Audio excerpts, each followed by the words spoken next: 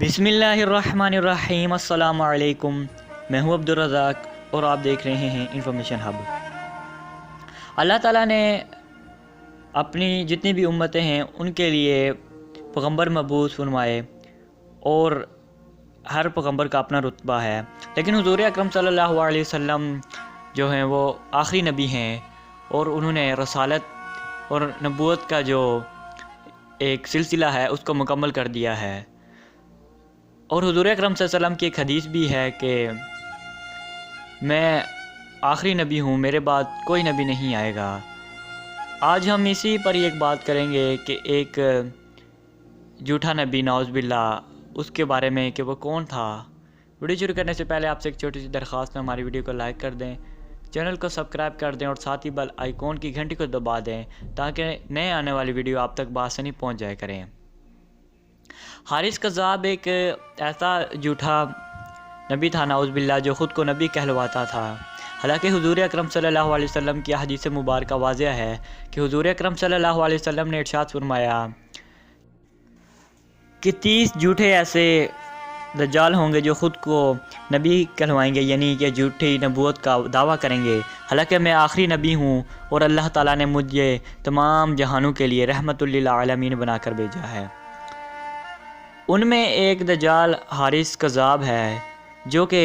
نعوذ باللہ خود کو نبی کہلواتا اور لوگوں کو سردیوں میں گرمیوں کا پھل اور گرمیوں میں سردیوں کا پھل کھلواتا، اور ایسے ہی اپنی شوکدہ بازیوں سے اس کی چرچا ہر جگہ ہونے لگی اور اس نے خود کو نبی کہلوانا شروع کر دیا۔ جب اس کے بارے میں خلیفہ مالک کو علم ہوا تو انہوں نے اس کو گرفتار کرنے کا منصوبہ بنایا، لیکن وہ اس سے پہلے چھپ گیا اور مکہ مکرمہ میں جا کر رہائش پذیر ہو گیا۔ بصرہ کے ایک شہری جس کا نام بصری تھا وہ اس کے گروہ میں شامل ہوا اور اس کا ساتھی بن گیا، لیکن جب اس نے خلیفہ عبد المالک کے پاس آیا اور اس کے بارے میں بتایا تو انہوں نے اس کے ساتھ اپنے سپاہی بھیج دیے اور اس کو گرفتار کرنے کے لیے اس کا حکم دیا۔ جب وہ سپاہیوں کے پیچھے چھپا کر خود آگے گیا رات کی تاریکی میں اس کے محل پر، تو اس کا جو درباری تھا اس نے اس کو اندر نہیں آنے دیا اور کہا کہ اگر تم حضرت کے اتنے بڑے خادم ہو تو رات کے اس پہر یہاں پر کیا کر رہے ہو اور تمہارا کیا کام ہے؟ لیکن کچھ نہ کچھ کر کے وہ اندر پہنچ گیا اور سپاہیوں کو بھی ساتھ لے گیا، اور جو حارث کذاب کے ساتھی تھے وہ چیخ اٹھے اور کہنے لگے کہ تم ایک نبی کو قتل کرنا چاہتے ہو جو کہ خدا تعالیٰ نے پہلے ہی اس کو آسمانوں پر اٹھا لیا ہے، اور اس کو وہ ڈھونڈنے لگے، لیکن وہ چھپا ہوا تھا اور جو بصری تھا اس کو اس کے بارے میں علم تھا کہ وہ کہاں پر چھپا ہوا ہے۔ اس کے لوگوں نے اس کے لیے ایک تعاقب بنا کے رکھا تھا جس میں وہ چھپ جاتا، لیکن جب بصری نے اس کے اندر ہاتھ ڈالا تو وہ باہر نکل آیا اور اس کو زنجیروں میں قید کر کر لے جایا گیا۔ لیکن راستے میں جاتے ہوئے اس نے قرآن مجید کی اس آیات کا ترجمہ کچھ یوں ہے کہ یہ پڑھی کہ اے رسول آپ کہہ دیجئے اگر میں راہ راست کو چھوڑ دوں تو یہ حق فراموشی مجھ پر وبال ہوگی، اور میں راہ ہدایت پر مستقیم رہوں تو یہ اس قرآن پاک کی بدولت ہے جس کو میرا رب مجھ پر نازل کیا ہے۔ یہ کہہ کر اس نے جب ختم کیا آیات تو اس کے ہاتھ سے زنجیریں جو وہ ٹوٹ گئی اور نیچے گر گئی، پھر سپاہی نے اٹھائی پہنائی، دوبارہ سے اس نے یہی آیات کا ترجمہ جو ہے پڑھا اور پھر سے ٹوٹ کر نیچے گر گئی۔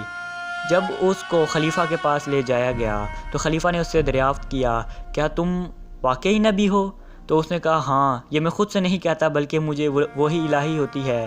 جس سے میں یہ باتیں کرتا ہوں۔ تو خلیفہ نے اپنے ایک سپاہی کو حکم دیا کہ اس کذاب کو قتل کر دو، تو جب وہ اس کے پاس آگے بڑھا اور خنجر چلایا اس کو کچھ بھی اثر نہ ہوا۔ تو وہاں پر جتنے بھی لوگ کھڑے تھے انہوں نے کہا کہ نبی کے جسم کو کوئی چیز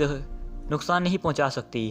پھر خلیفہ نے اپنے سپاہی کو حکم دیا کہ کیا تم نے اس کو وار کرتے وقت بسم اللہ پڑھی تھی؟ تو اس نے دوبارہ سے بسم اللہ پڑھ کر کوشش کی تو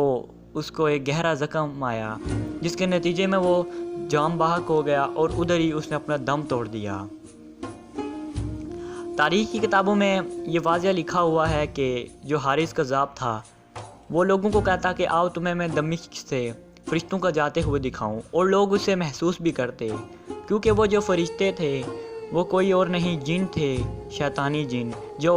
فرشتوں کی صورت میں نظر آتے اور لوگ اس کو دیکھ کر بہک جاتے۔ اگر ہم آج کے دور میں نظر دوڑائیں تو ہم بھی اسی طرح بہکے ہوئے ہیں